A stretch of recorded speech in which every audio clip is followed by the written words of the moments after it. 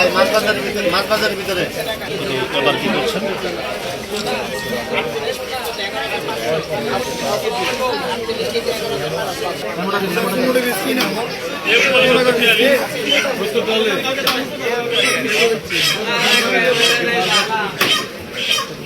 চায় মুন্না পিসা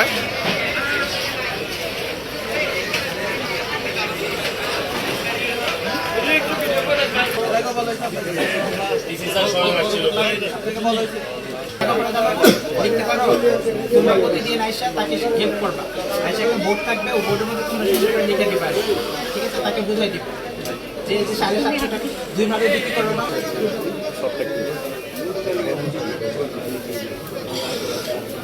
আঙ্কেল আপনার নামটা বলেন প্লিজ। পরিবেশে হয়েছে কিনা সেই বিষয়গুলো দেখছেন।